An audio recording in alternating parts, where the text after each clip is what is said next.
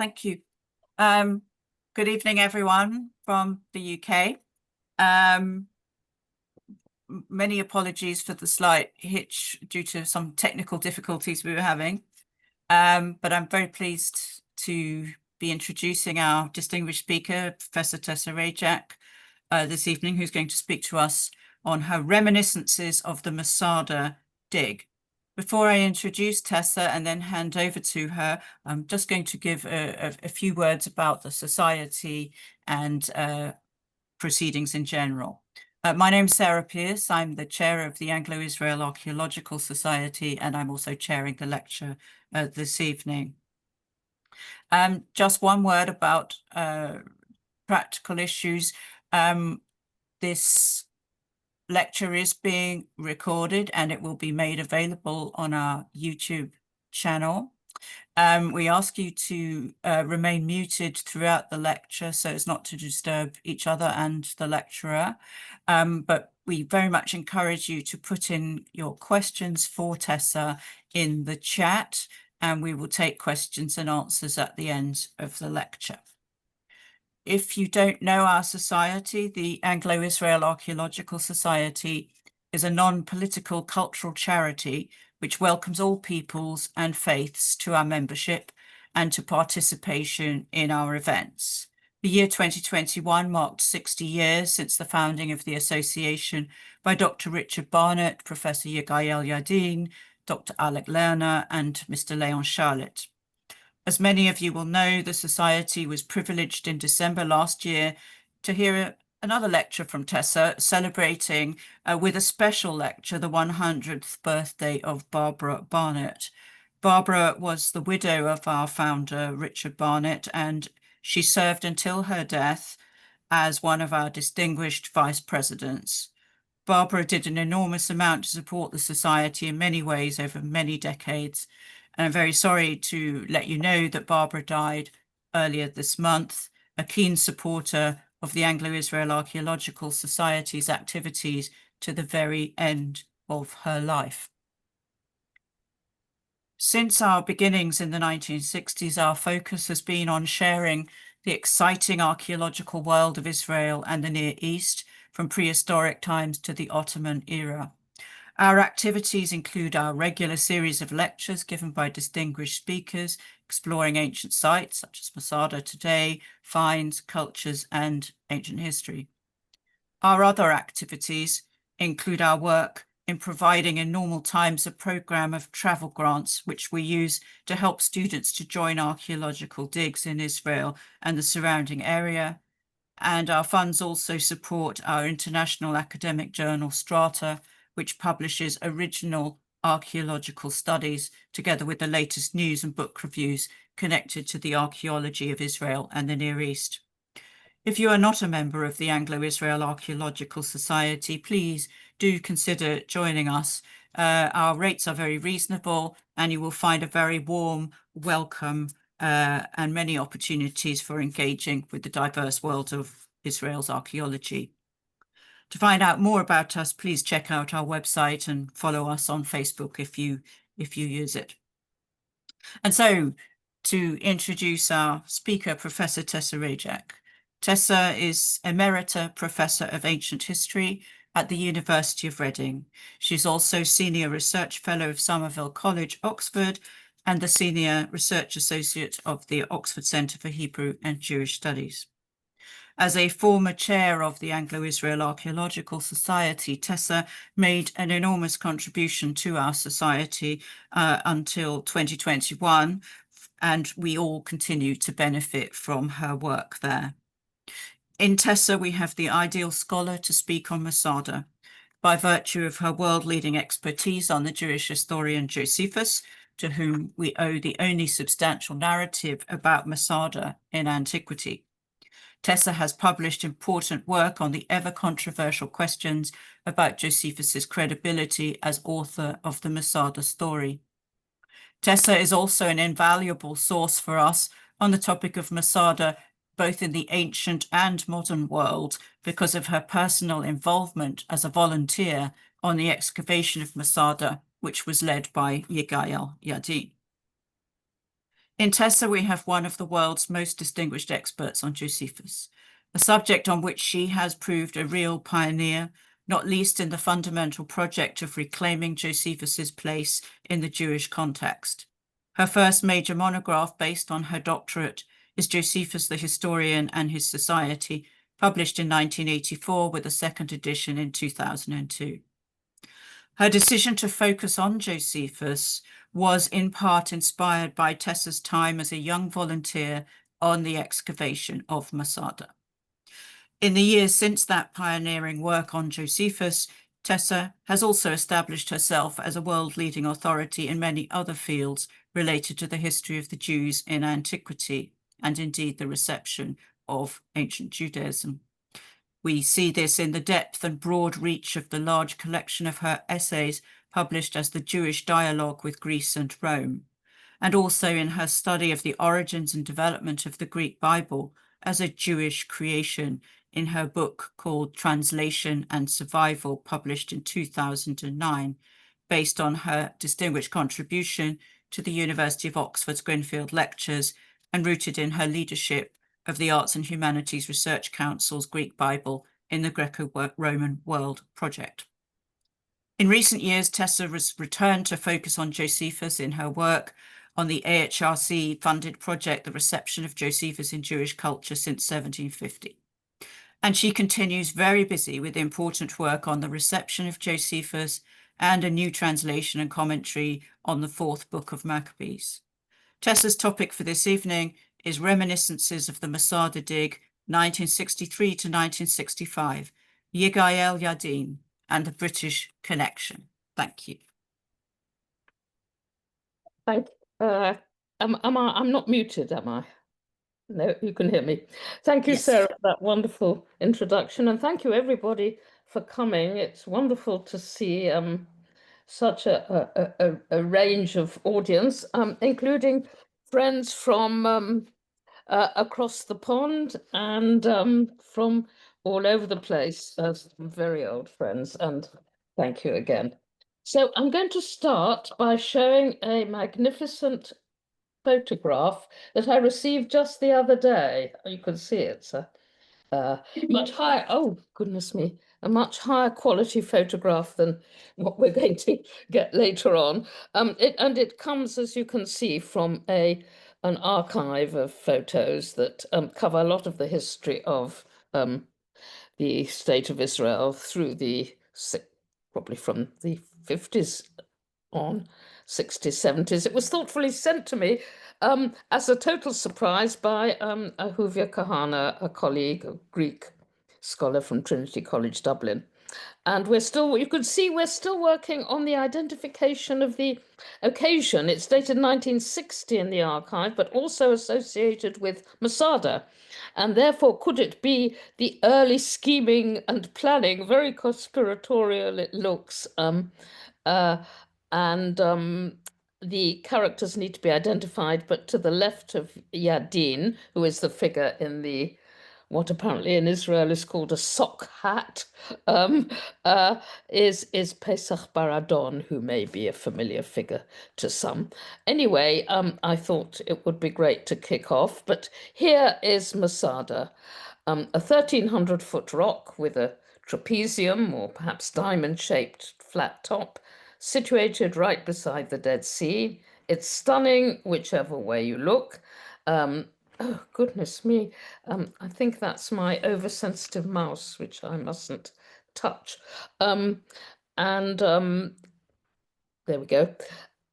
As is the Judean landscape, desert landscape in general, but this seems to be a sort of crystallization of it. Many of you will know it. Few who've been up there, though, have any notion, unless they've actually lived there, of its countless different aspects. We as volunteers saw a different dawn landscape absolutely every day. As one of the long-stay volunteers, the late David Stacey, wrote years afterwards, the setting of Masada mesmerized us, and we would have stayed there forever. I can tell you some of them did hang around Israel for years afterwards, but perhaps not on the top of Masada. And here now is Josephus's drum. Oh, here are some more shots. You can see the distant perspective of the Dead Sea. I have to add that a lot of the Dead Sea has very, very sadly disappeared in recent years for a variety of reasons. Josephus's description of the mountain from the beginning of his account of the fall of Masada, which is in a way the climax of the conclusion of his history of the Jewish war. A rock with a very large perimeter, lofty all the way along, is broken off on every side by deep ravines. From it rise sheer cliffs on which no animal can get a foothold except in two places. One of these paths comes from the Dead Sea to the east. They call this one the Snake. They still do, I should add. Walking along it is like balancing on a tightrope. The least slip means death. You can see that Josephus likes to ham it up a certain amount. The drama is already there. Now,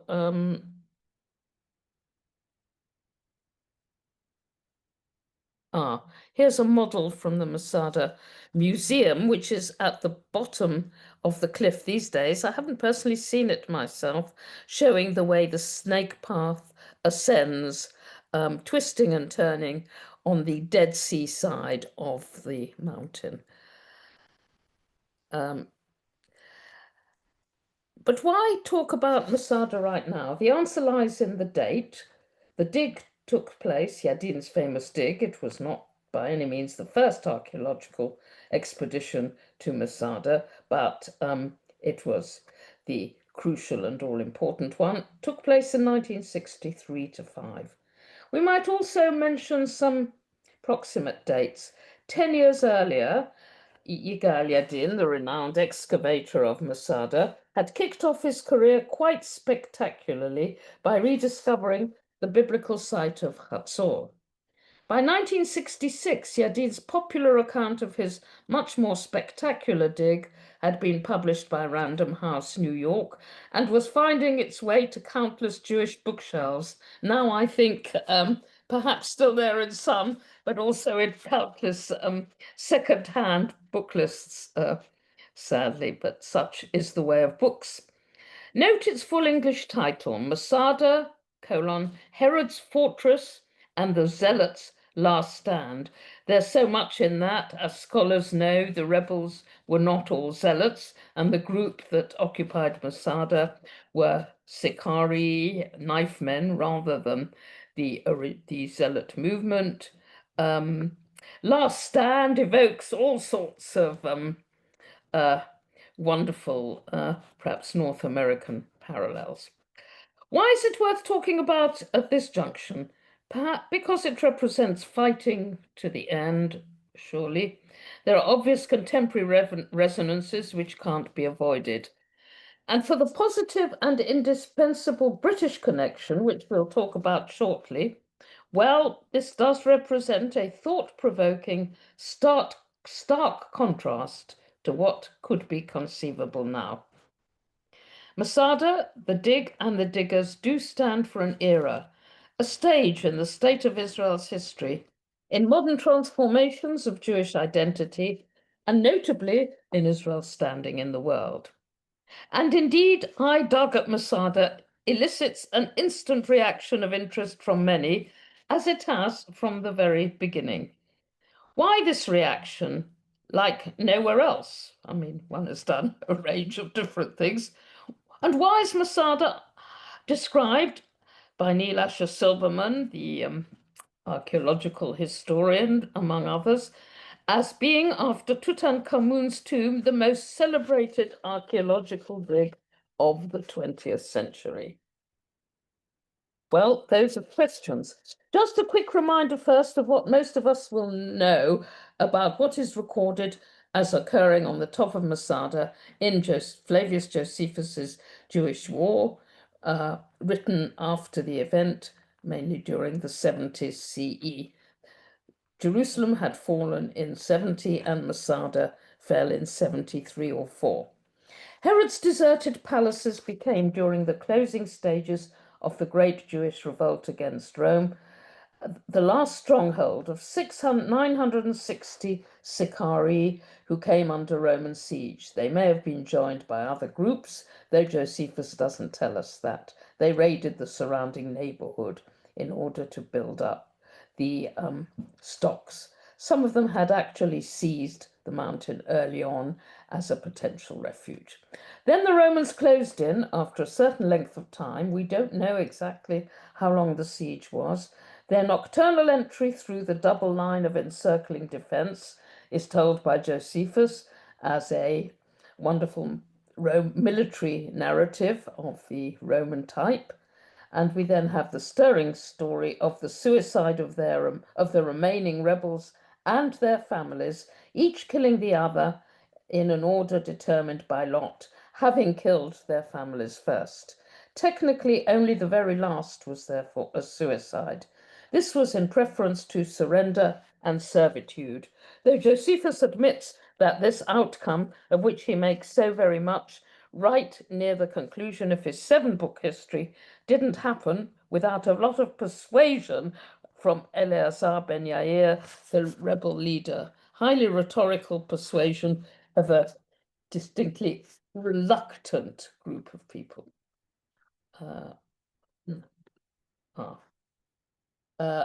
Here we have 2 slides of the rooms in the casemate wall surrounding Masada, which pre-existed, presumably, and in which the rebels made their homes, and which we were consigned to digging. Oh, one picture of that, and one of the Roman camps.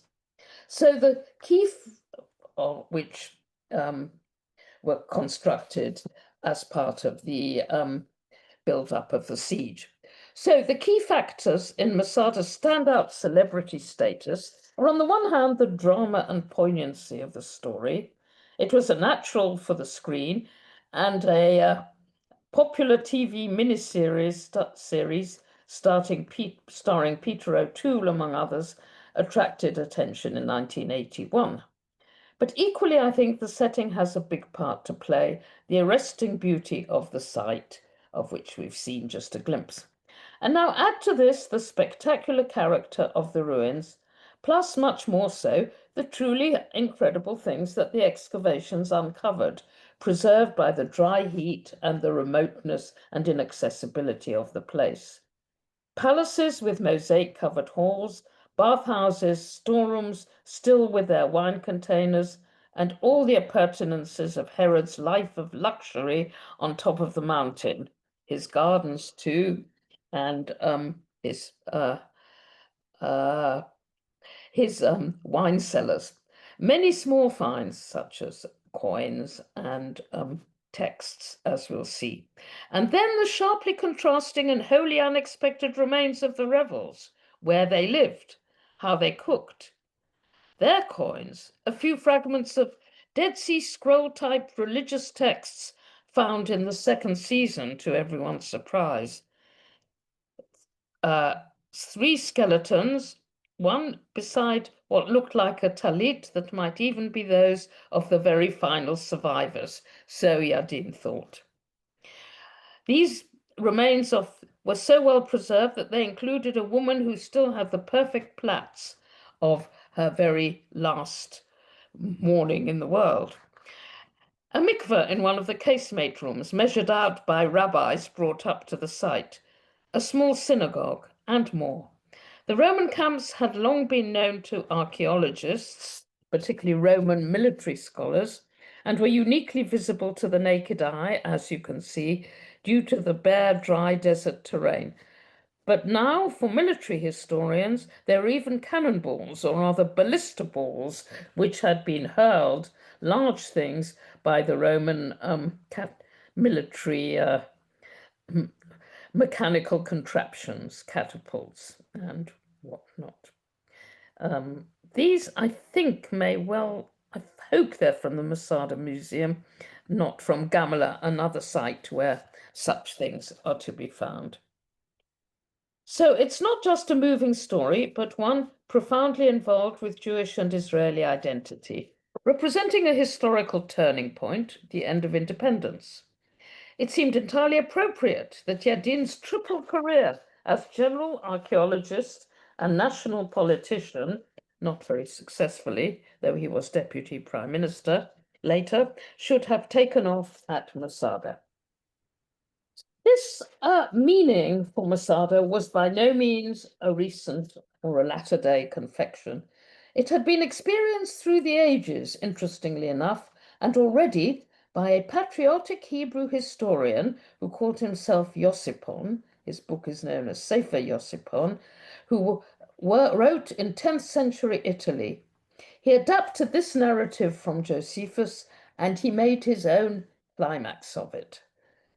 But especially through the 20th century, Masada loomed large.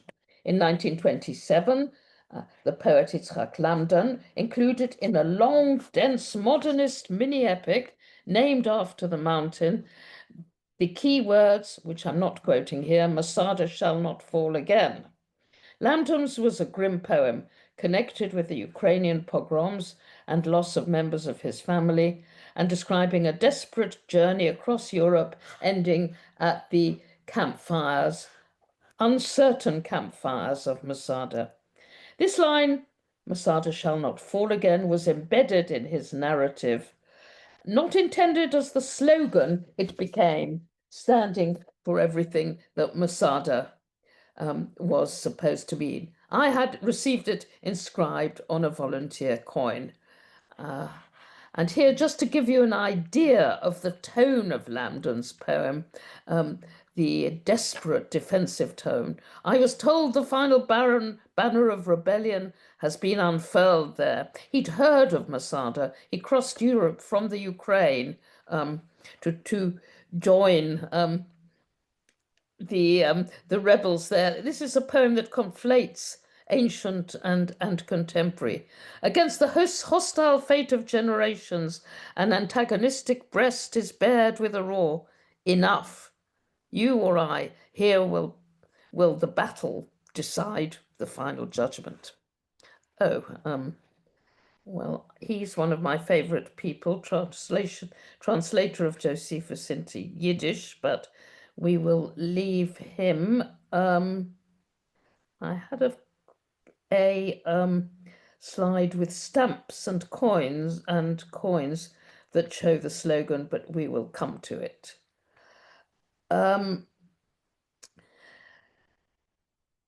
During the 30s and 40s, before the foundation of the state, Zionist youth regularly ascended Masada, perhaps inspired by Lamdan, and Yadin himself had been a leader of Boy Scouts. In 1942, when there was the very real possibility of Rommel making his way through North Africa victoriously and then successfully conquer Palestine, everyone in the Jewish Yishuv, the Jewish communities there, knew what that would mean for them. And again, the youth groups made meaningful ascents of Masada. There's a whole story there in itself on which I've lectured in the past. In 1944, Warsaw Ghetto commemorations by young Jews in Palestine, also Warsaw Ghetto memorializations after the failure of the revolt took place on Masada. All this was incorporated to us now, amazingly enough, in the UNESCO citation made when Masada became Israel's first World Heritage Site, as recently, one might say, as 2001. Let me just go back one if I can. This is from one of the pamphlets of the youth movements. In Masada, the fight until the very end was manifested in its most supreme and shocking meaning. We knew only this. We would not yield, we would fight until the end. They're identifying themselves with the Warsaw Ghetto fighters here. We were a group of people who decided to fight a desperate and heroic war, to be a new edition of the people of Masada. Okay, here's the UNESCO citation. I talked about this in a lecture to the Anglo-Israel Archaeological Society 10 years ago, but I've just extracted 3 clauses here, which give you a feeling of the way UNESCO operated here. Masada is a rugged natural fortress of majestic beauty in the Judean desert overlooking the Dead Sea. This is, of course, has to fit the different criteria. Masada is a symbol of the ancient kingdom of Israel, of its violent destruction in the later 1st century CE, and of the subsequent diaspora. That indeed is the more or less the Israeli narrative. The tragic events during the last days of the Jewish refugees who occupied the fortress and the palace of Masada made it a symbol both of Jewish cultural identity and more generally of the enduring human struggle between oppression and liberty. And above all, at Masada, there is the involvement of 2 magic makers divided by 2 millennia, but both of them capable, each of them, of transforming anything they touched, for better or for worse. On the one side, Flavius Josephus, on the other, Yigael Yadin. And Yadin knew how to buy into the magic of Josephus. Jody Magnus, the American-Israeli archaeologist, who well known to members of this society, who studied in his classes, says that his were the most mesmerizing lectures she has ever heard. And she's been around for quite a while. Here again, our first slide showed something of the the magic that Yadin created around him, the aura. And here you see that same beanie again, the sock hat. He's with a bunch of people actually in 1960. I suspect that the photo at the beginning might relate to the Judean wilderness excavations and the discovery of the Babata archive. This is from a published book, as you can see, or as you can guess, I would say. Yadin loved to interact with the volunteers, especially the long stayers. He used to declaim to all of us Ben Yair's speech for our Shabbat instruction under the burning sun, us standing or rather drooping, he sitting on his shooting stick or occasionally falling off it. He's described in one ex-volunteer's unpublished reminiscence as a notorious klutz. This doesn't get into the literature very often, such as the reverence in which he tends to be held. Attendance on those mornings did not seem to be optional, and oversleeping didn't happen, but there were remarkably few complaints. And here is Yadin himself linking past and present. The site of the adjoining camp, Silva's and our own, was not without its symbolism. Here, cheek by jowl with the ruins of the camp belonging to the destroyers of Masada, a new camp had been established by the revivers of Masada. That's from one of his early accounts. And here, this is from one of the speeches that he used to declaim. It was mostly this one. Now the time has come. Oh, no, we don't want the soul imprisoned in the body. Now the time has come that bids us prove our determination by our deeds. At such a time, we must not disgrace ourselves. Hitherto, we have never submitted to slavery. We must not choose slavery now, and with it punishments that will mean the end of everything if we fall into Roman hands. Well, we were all duly stirred and ready to start setting to with a will at 5 o'clock on Sunday morning, digging and sieving relentlessly. And here, Yadin loved also to interact with the high and mighty. Here he is leading a highly significant visitor, I think, along the snake path, no doubt with an eye to the photographic potential. This is from a published picture in one of the early Masada booklets. There was a sort of stream of them. And there you see David Ben-Gurion behind Yadin. There's the commemorative coin. That's not the volunteers version.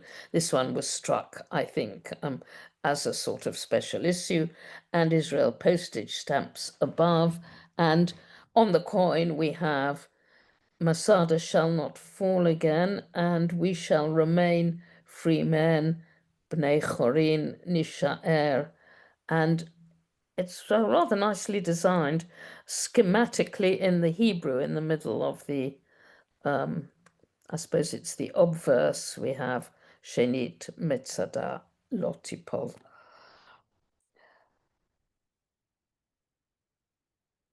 So this, in a way, is testimony again to the involvement of Masada, past and revived, with Israeli identity and sense of destiny. It used to be intense. As is well known, some armoured units of the IDF used to swear their loyalty on the top of Masada. This was terminated in 1967, I dare say, revived since, I don't know. And then many of you will be aware of the later questioning, the critique inspired by the post-Zionism of the late 80s, concocted in a certain spirit of optimism in those years. The critique of what became called the Masada myth. This complex of ideas relied upon a serious historian's careful argued claim that the suicides were a fabrication of Josephus. The historian was Shia Cohen of Harvard, and the argument since then has seemed compelling to some, to many for political reasons.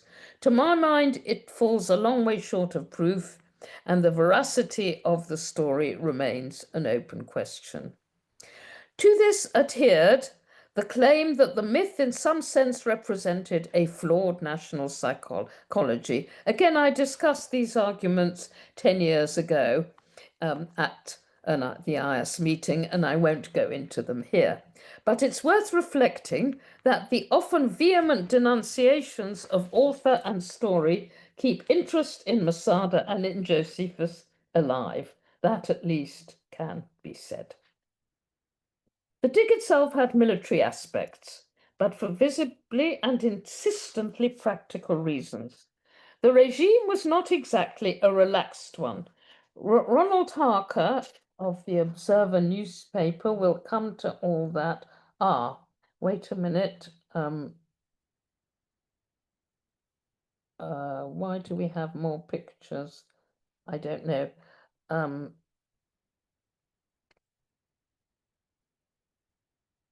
Oh, well, perhaps we will leave Ronald Harker out for the moment.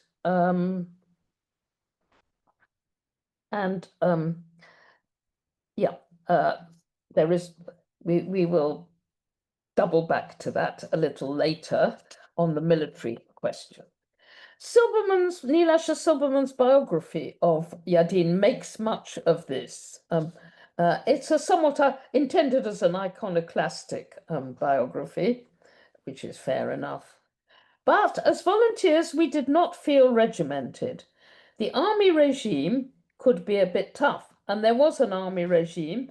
The logistics were such that it was army supplies, army tents, and army equipment that were used to scale the mountain and then to create the conditions which were possible for working in. They were certainly a bit tough for me and one or two people like me who arrived kitted out most inappropriately by our parents. We had to meet up at Beersheba. I still have my little paper pass, which I'd hoped to give you a slide of, but it's disappeared temporarily. We clambered into ropey buses and trucks, were dropped at the foot of the mountain, and then told to climb the merciless snake path. Which was certainly scary, though perhaps not as dangerous as Josephus had insisted. But yes, we liked it all, from the Boker Tov blaring through military loudspeakers before dawn, to the great hulks of bread, jam and tea without milk for breakfast, to sticking together sandwiches of the same stuff to take up the mountain for so-called lunch, to panting at breakneck speed up the ramp. The Times reporter who wrote the story of the Masada exhibition, which we'll be coming to, was extremely observant in noting that at the opening, a battered blue can for conveying sweet tea seemed to bring back nostalgic memories to many of the audience at the opening of the exhibition. Well, indeed, it certainly did and does. It's the tea that sticks in the mind. Dawn brought those unique, spectacular sunrises over the Dead Sea, each one different. And here, this is now to give you a sense of the experience, the views that we would get, the ramp as we had to ascend it, a sort of dawn, early morning view looking over the circumvallation, the Dead Sea as it was then from Masada, volunteers at work or hanging about, and again, Masada volunteers on the site. These are Yadin's own photographs. That was the first season, in fact.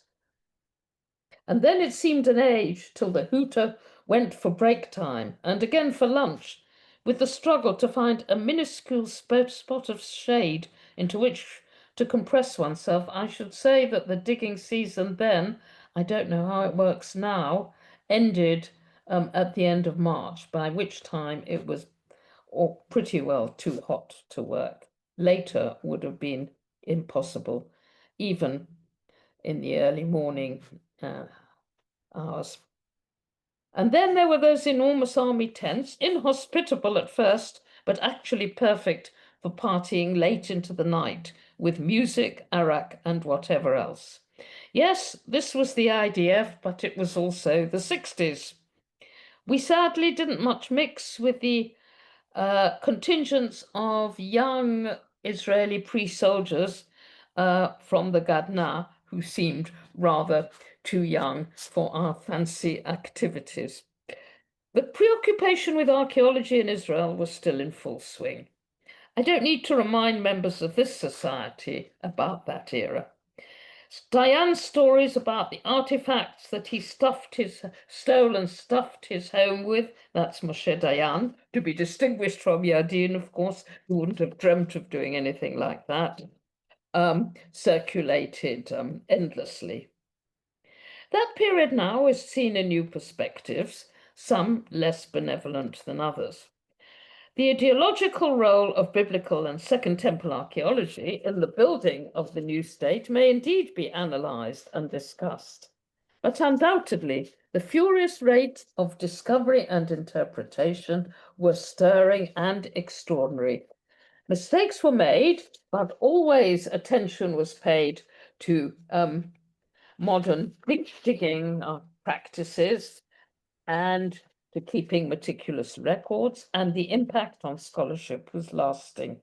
There'd been nothing like it, truly, since the remarkable days of the Palestine Exploration Fund's first expeditions, and the fund was founded in 1865 with Queen Victoria among the original subscribers.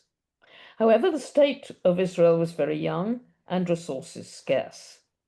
Thus, while Yadin could count on making a big splash in Israel, this was not enough, for Masada called for an excavation on a grand scale. Everything about the site offered technical problems, and so with total confidence, he brought the world in, and he addressed the world through his loudspeaker. It was super exciting to be in on discoveries. Word would fly around the mountain. In my stint, the elite long stayers had graduated to brushing mosaics with toothbrushes, while us newbies toiled on the edge of the plateau, where we were required to sieve every inch of sand, soil, or stone, or every cubic inch, I should say, that we removed with our spades and trowels. There was the day our site supervisor, they were young archaeology graduates, stepped back and without even noticing, trod into nothingness our one proud discovery, a small oven roughly constructed into the corner of the little room. You can see how rough they are and what the corners would amount to. We'd invited him in to admire our find. A single coin we never found in our particular casemate room. But we did have the glorious views of the Dead Sea, and sometimes we irresponsibly dropped those large stones down, as it were, onto the Romans below. The real veterans on the site constituted a super elite. They'd been through the first season, participating in dramas such as when the remains of the fighters and the lady, including the lady with the plaits, were discovered, or the ostraca, those bits of potsherd with names written in them. Was everyone at first convinced by Yadin's readings that these were the last 10 or 11 survivors who had drawn lots by writing their names? He even found a ostracan that he thought said Ben Yair. Whether it does or doesn't is still a matter, I believe, for discussion. Those were 12 out of hundreds of tags that were actually found in Herod's small bathhouse. But you can imagine the excitement when they were declared to be the actual inscribed names of the last Masada survivors. By the second season, volunteer numbers were much increased, but Yadin still kept a personal connection with them, especially through those Saturday morning encounters on the site. The volunteers were by no means predominantly Jewish. Good jobs were suspended or sometimes given up. Lives were transformed, permanent attachments to digging in Israel, even careers in archaeology, not to mention marriages, were formed. At that time, bohemians and people of an alternative bent were very much in their comfort zone in Israel. The kibbutzim were a great attraction where one could turn up and simply get work. Volunteers came from all over Europe and beyond, but there was a very special connection with London. How different from now. The Masada project somehow hit it off with a British sense of adventure, travel, and the romance of the East, as well as perhaps a liking for digging in the dirt. I don't recall US volunteers, who of course now constitute the bulk of participants in digs in Israel, but the call went out to them, and surely there must have been a few. One speaker on the subject, we'll meet her in a minute with a picture, Mary Wilson, wife of the then Prime Minister Harold, spoke of a mini United Nations, as reported in the Times account of the Masada exhibition of 1966. Perhaps these were all key parts of Yadin's personal Masada myth. He was a great creator of myths, it has to be said. One volunteer wrote, "I remember scraping, digging, sweeping dirt, sand, and stones where there seemed to be nothing, finding a wall, a floor, or even a room, and all sorts of man-made objects, putting buckets of dirt, sand, and stones through a sieve to find shards and more shards. A young chap, perfectly dressed for a safari, saying he won't work because he went to Eton. I don't believe a word of that last bit. But how did the British come about? Yadin's connection come about. Yadin's father, the archaeological scholar from Eastern Europe, Eliezer Sukenik, scholar of the early synagogues found in the Galilee, had studied for a doctorate in London in the early 1950s. Now, in 1961, during a sabbatical from the Hebrew University, his son was intensively fundraising, and first and foremost, consciousness raising for the future Masada excavation to start in 63. Yadin's vision, as well as his magnetic personality, his wide connections in London, and the strong support he received, from keen Zionists, Jewish and non-Jewish, were what made all the difference. Behind everything were his single-minded determination and his tireless planning. Through Alec Lerner of Marks and Spencer and Leon Shalit, and now that Barbara Barnett is sadly gone, is there anyone around still who knew them? Yadin met and fired up David Astor, the redoubtable editor of the Observer newspaper. He'd been in post since 1948. The meeting apparently was at a dinner party. Astor was the rather shy, liberal-minded son of Nancy Astor, immensely wealthy and privileged, but also deeply humane, a friend of George Orwell's.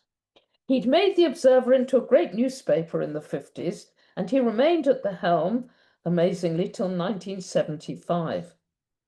The Wolfson Foundation was another important sponsor, and in the foreword to a booklet published by the Observer in black and white and priced at threepence, written by Patrick O'Donovan at the conclusion of the excavations, Sir Isaac Wolfson wrote of his pride that the most substantial backing for the enterprise came from British Jewry. But that bit of it is perhaps less surprising than is the complete commitment of the Observer. Astor's enthusiasm and the resources he could command generated the enduring story. There were regular reports in the paper by Ronald Harker. Through these often lengthy features, which would be impossible today, the story of the heroic Masada rebels was disseminated to a British audience, along with the excitement, the importance, and the promise of the dig. British volunteers turned out to be as crucial to the two successful Masada seasons as the significant London sponsors that Yadin was able to enroll. When it was over, an exhibition was mounted in '66 in the impressive setting of the Festival Hall on the then relatively new South Bank site after the after digging had ceased. And now that's an Observer Colour supplement in November. There's the exhibition of Great Confrontation, 1900 years ago on a rock called Masada in Judea. The legions of Imperial Rome laid siege to a small stronghold of Jewish zealots. This is in the spirit of the great cinematic epics, I suppose. After a year, the 960 rebels committed suicide. Rather than submit, the Observer now presents the fascinating, visible results of 3 years of excavation and research on the rock. Adults 2 and 6, children 1 and 6. And here's the booklet that went with it. I've got several copies of that, if anybody's interested. And here is one of Ronald Harker's pieces. You doubtless can't actually read this. It's I think it's the original call for the first season, and the title of the title of the piece conveys so much: New Siege of Herod's Fort, i.e., then and now, a slightly distorted picture of Yadin at the bottom. And you can see the hype. The most spectacular archaeological expedition ever made in the Middle East. Excavation will begin in October at Masada, the rock fort near the Dead Sea. Masada's always been a coveted prize for archaeologists. I'm just picking out a few striking sentences. But the physical difficulties of treasure hunting at Masada, what a take on archaeology, are formidable and until now have daunted explorers. The soaring rock cannot be climbed by mules with supplies, let alone by vehicles. The leader of the present expedition, Professor Yigal Yadin, commands resources which no earlier one could have possessed. And here we have, this was what I was pointing forward to earlier, the sort of military aspect of it.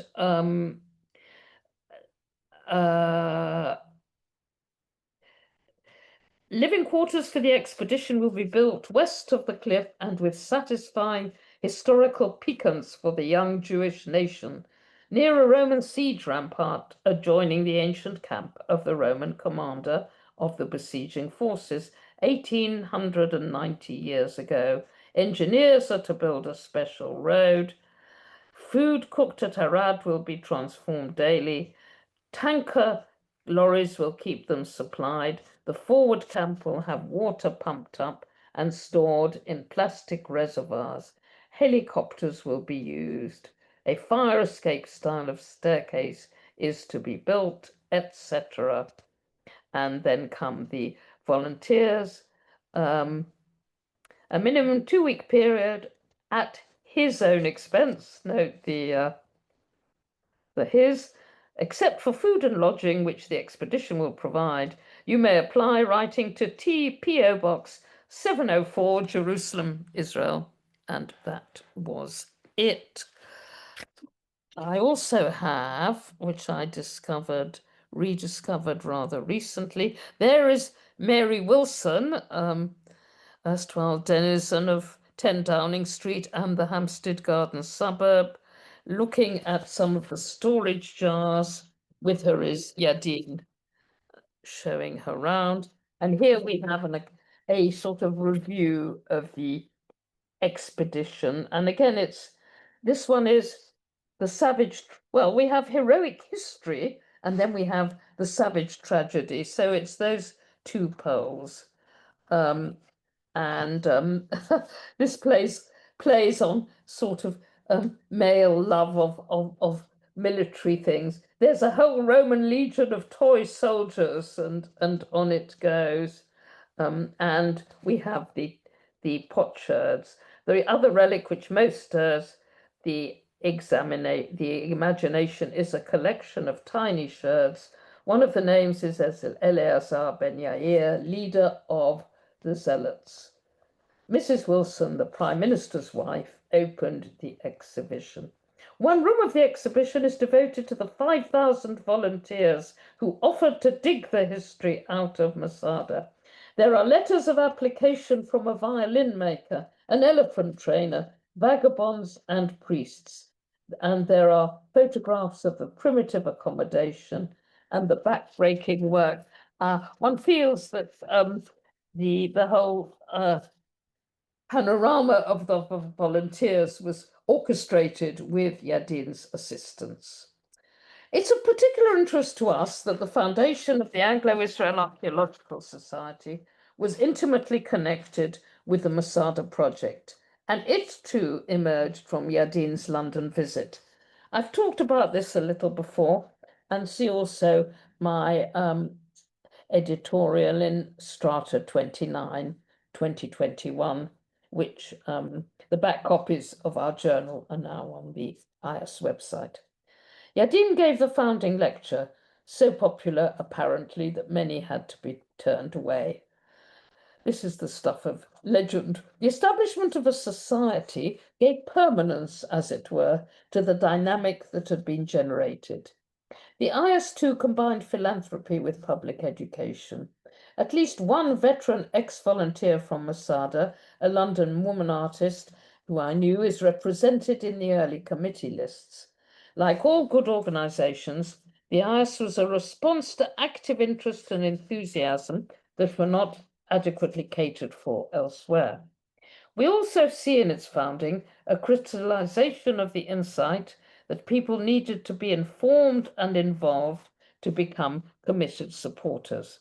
And there was another insight that was surely also Yadin's, that creating a buzz is as important as collecting funds in getting a great project off the ground. The AIAS was particularly well equipped for the first educational role. The academic and field experience of Richard Barnett, who very soon became vice chair and then chair of the new society, was surely crucial, almost from the beginning. He'd held the post of Keeper of Asiatic Antiquities in the BM since 1955, and he was involved with the much older PEF. So it was that what emerged from the Masada experience as a small bunch of enthusiasts dedicated to prolonging London's Masada moment, to passing on the torch, became a society with a durable structure that was yet well known to its London context, well suited, to its London context. It combined in a familiar way the interests and needs of an educated lay public with the real advancement of scholarship. It was committed to the highest academic standards. In other words, it was a typical London learned society. Richard Barnett's vision saw to that. Richard died in 1986, by which time Israel archaeology could stand on its own 2 feet. The all-important sequels to the Masada dig as to any excavation are the complete publications. 8 volumes of detailed final reports appeared 25 years later. Yadin had written the popular book, you will remember, which was crucial to his purposes.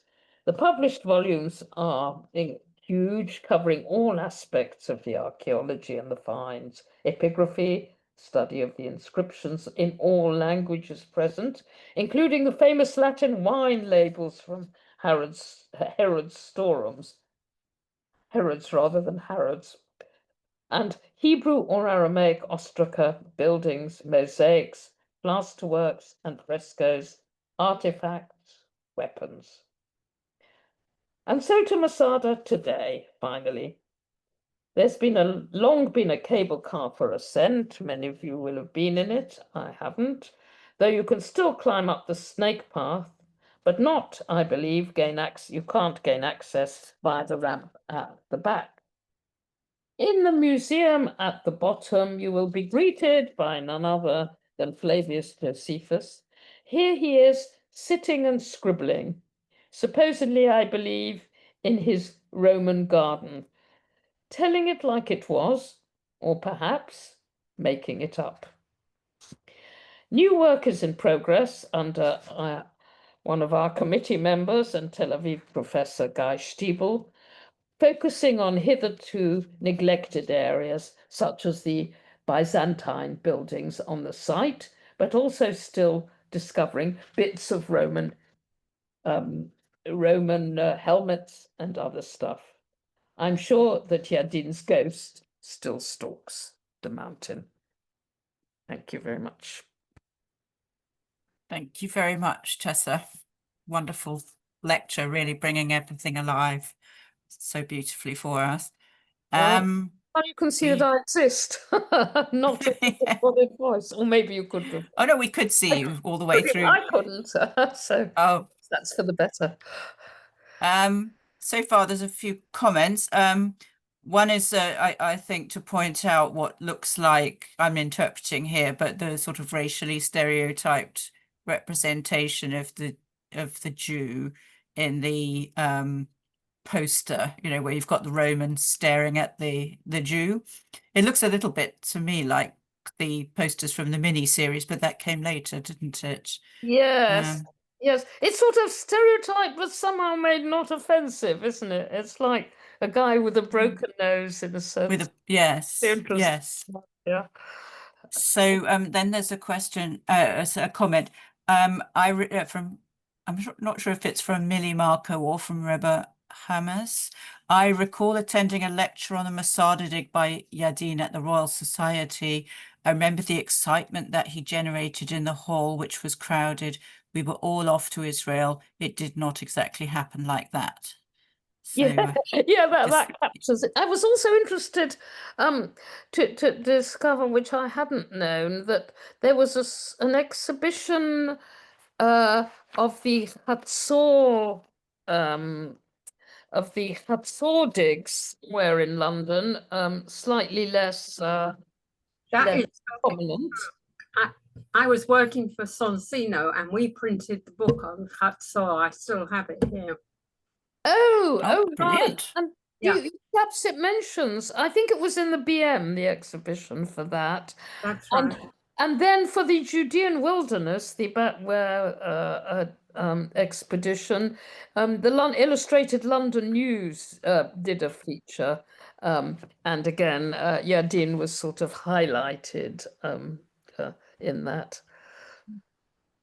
Wonderful. Thank you for that reminiscence. We have a question about the archaeology. Has the Roman camp been excavated? Oh, well, thank you, Keith. Although I'm not as well informed as I should, there were surveys done and limited excavations in the late 19th and early 20th century.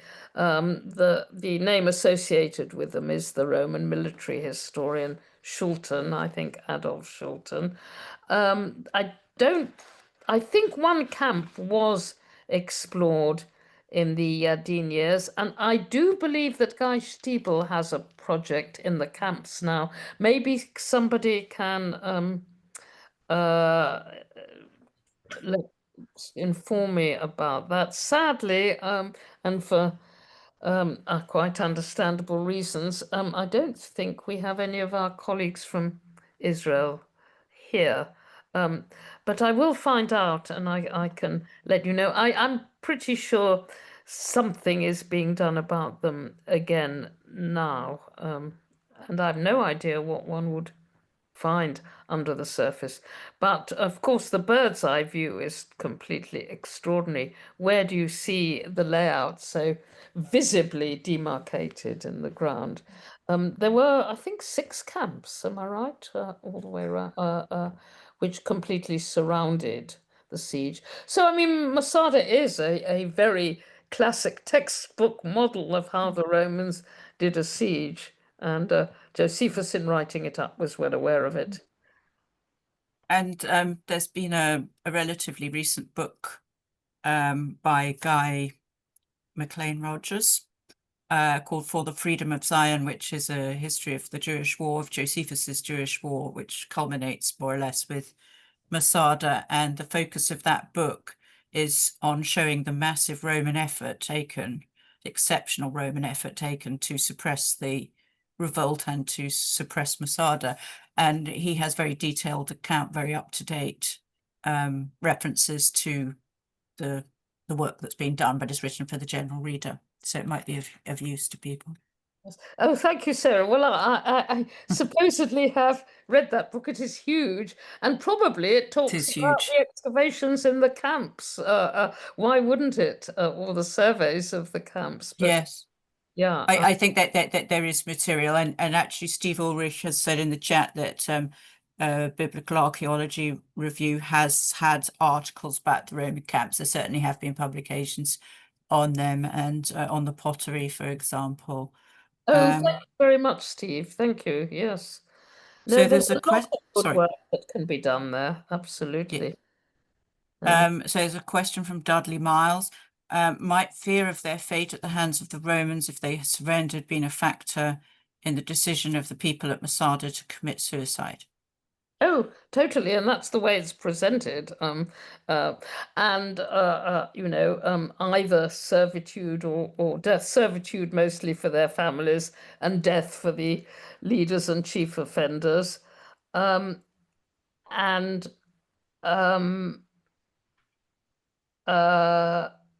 sorry, I've lost. Slavery is a big topic for Josephus. In the that now well-known article by Shire Cohen that I mentioned, where he tries to seeks to demonstrate that the account of the Masada suicide is generic, and that there are a number of rather similar, he would say, parallel accounts from Greek, from historians writing in Greek, across the period from the classical to the Hellenistic and Roman, so across the sort of classical, through classical times, in which similar things happen, that a population of a city that's about to fall to an enemy decides not to submit, but rather heroically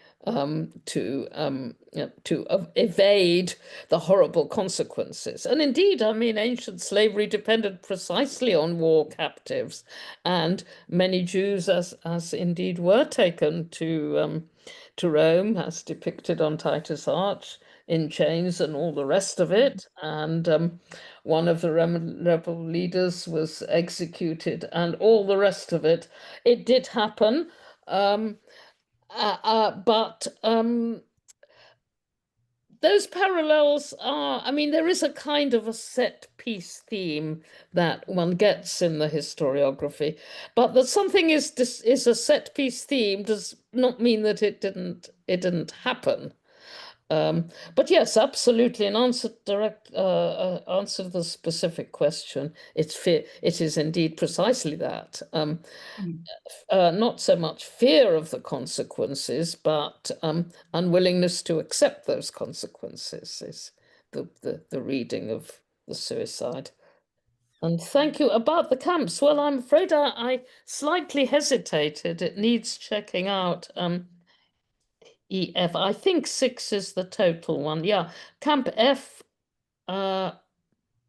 was, I think, even in Schulten's day, had been worked on. But I really haven't explored any of this, and the reason why Camp F was the most profitable one to look at, I'm not sure. No, it's a fascinating subject, and possibly one might suggest to the Roman Society that they consider a lecture on, and we could do a joint lecture with them. That would be interesting. Yes. If You have a right speaker. That's not me by any means. Could be. There's some more questions. Steve Ulrich says, weren't the latrines of the Roman camps excavated as well? We could certainly follow up on that. Oh, well, thank you, Steve. You're obviously up on all this, and yeah, I didn't know that. I really didn't know that. But yeah, Roman latrines are a great thing to excavate. They're still coming up in Pompeii, actually. Yes, and then we have Arian. Thank you. Yes. Yes, there sure is. They're presented as parallels, bunking the suicide, and then arguments against suicide presented explicitly by Josephus in his life, his autobiography, written some 20 or whatever years later. Where he himself had been, captured, part of the defense of a besieged town, Yotapata, and notoriously, when the city fell, part of a suicide pact.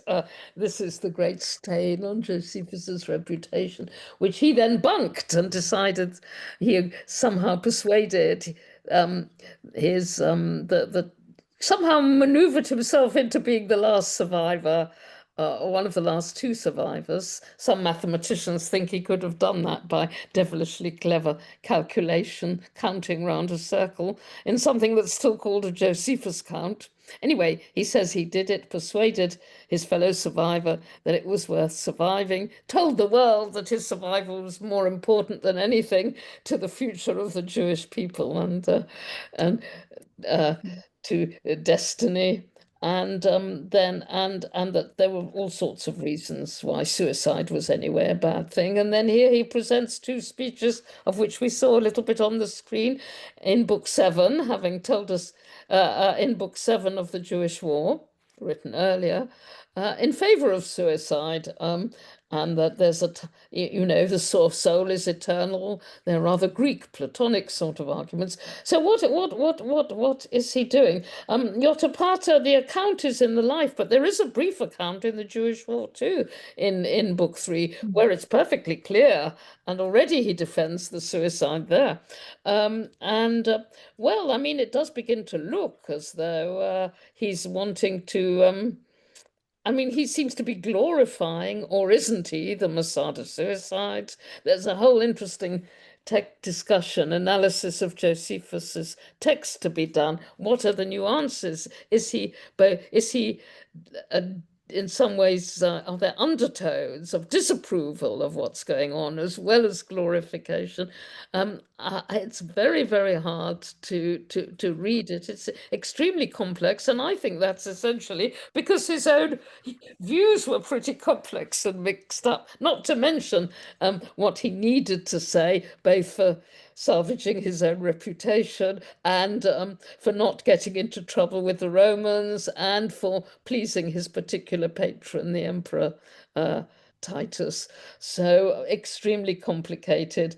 But yes, it means that well, like Yadin, I suppose, Josephus the magician was a complicated phenomenon. Yeah. Thank you. Oh, Shall I read out the questions? yes. Michael Flynn, where were the bodies of the suicides? I'm pretty sure there was no mass grave of bodies, right? But we did see arrowheads, so the Romans were definitely firing weapons.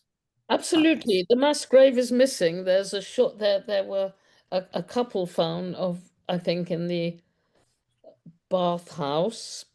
I think I'm not sure if something was found in the Northern Palace. And then there were some skeletons found right on the other side of the mountain.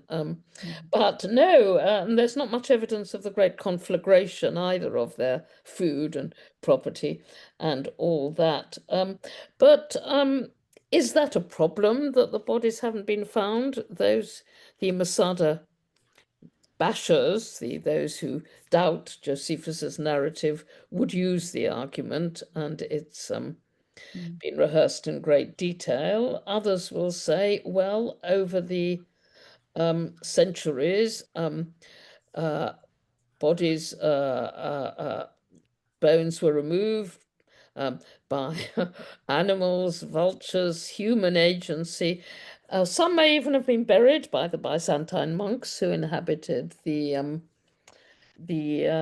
top of the mountain for a period. So the vagaries of time and fortune and the peculiarities of the place could well account for it. But a shortage of bodies, absolutely. I think the key ones were found in the small bathhouse. And we have another point about the latrines. Andrew Wallace Hadrian's excavation of the sewers at Herculaneum have revealed a lot about the Roman diet and what people lose down the loo. So yes, absolutely.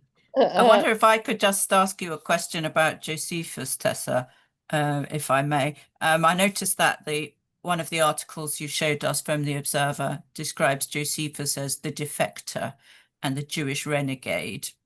This is in 1960s. Is that how, when you were there, people were thinking about Josephus? And I was wondering, how does Yardine reconcile Josephus's quite negative view of Eleazar ben Yair as, the descendant of this group of terrible people who caused the revolt and the spirit of the revolt and catastrophe for Jerusalem, and yet has him as a kind of hero? How does that affect how did he reconcile that with his view of Josephus? Oh, well, thank you very much. Just, I was reflecting on that myself earlier because Oh, it was all very standard then. Yes, indeed. yeah. Josephus was a shocker. Uh, and we don't approve of him at all, and a traitor. But we're grateful for the history, aren't we? And so, and look, he even wrote down Eleazar ben Yair's exact words. I mean, didn't tell us that, but nor Mm. did anybody remind us. And it was only when, because I suppose I was already a student of classics, that I kind of knew that you take the speeches in any ancient historian as being not the ipsissima verba, the actual words that were said, but some sort of recreation of what might have been said. Even the great Thucydides admits that he wrote what was appropriate, or whatever he meant in book one, line 20. And of course, there were some Yeah. survivors, according to Josephus. Yes, yes, provide and the they were report. women, so you're not supposed to take Women, them yes, and seriously. children, So yes. yeah, I mean, it's odd. It's oddly paralleled if you think about it. Josephus's Mm. source is tainted, but he believes every word of it. Yeah, Dean's source, in his view, is tainted, but he believes Yes. every word of it. So there is some doublethink there, and I think I'm not sure if I was struck by it at the time. On the whole, because Josephus, like many ancient writers, is a great rhetorician. You could easily wind people up with all this, and they lose their critical thinking. But this still carries on. I much more recently I visited the site of Gamla, where I'm sure a few people here have been, and the signage there is very full. And the siege is in a way a kind of a mini Masada story, and the signage is terribly similar.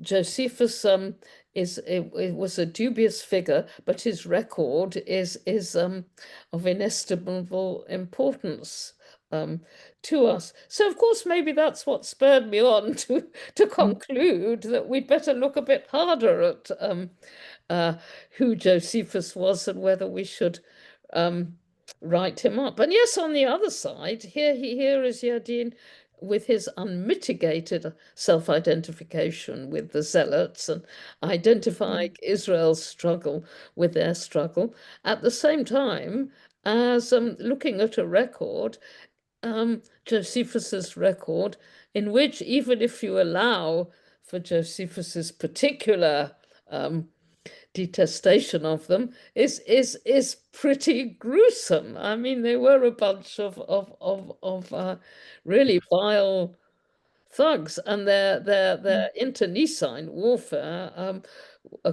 was disastrous, and all the rest of it. Uh, they sh they surely were the terrorists. So we've got all these curious sort of different moral contradictions swirling around. And now, of course, with the re-evaluation of all this, it's all too easy to say, look, Israel's identified with those awful zealots who they even killed people in their a notorious expedition that Josephus describes to Ein Gedi. They killed fellow refugee Jews just to get their food, according to Yes. Josephus.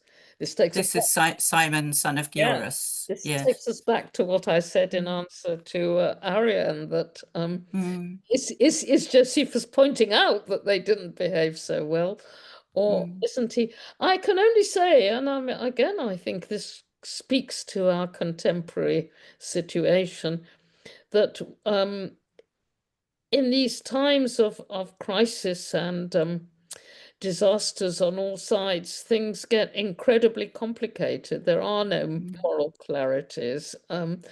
And there is no middle ground to be had, as Thucydides says. If you try to hold it, you're swept one way or another. And I think for a reading of Josephus, that's quite a useful thing to bear in mind. Thank you, Tessa. We have one more comment, which is from Alexander Schick, who's writing a book on Masada and would love to see your pictures if you're able to share them. He's provided the details of his contact. Well, thank you. I will just say that there have been various uh, uh, attempts to muster up stuff from the volunteers who at one point had an organization, and some are still in touch. And there's a remarkable dearth of photographs. If only we'd all had our iPhones at that time, Yes. the record would have been very, very different. So I'd love to be in touch, Alexander, wherever you are, but I'm afraid I have not a single photo, and nor did my companion, Lizzie Kessler, who dug together with me. No, we haven't been able to find anything. Great shame. But Tessa, you've really brought it to life for us today in so many dimensions, and we're enormously grateful to you for this wonderful presentation on this special anniversary as well, linked to Masada. It's always wonderful to hear from you speaking on anything, frankly, but particularly bringing together these very rich worlds of Josephus's portrayal of this great event, which he said inspired awe in the Roman view of the Jews, but also being there at the very beginning of the creation of the modern Masada and its symbolism today. So thank you so much for sharing all of that expertise and experience with us. This is the last lecture of the series. We start again in September. And if you look on our website, you will see that we have quite a full list of lectures going up until spring next year. And we very much hope that you will join us then. So thank you very much to everyone for joining us today, and look forward to seeing you in the future. Thank you again, Tessa. Thank you. Thanks, everybody. Bye.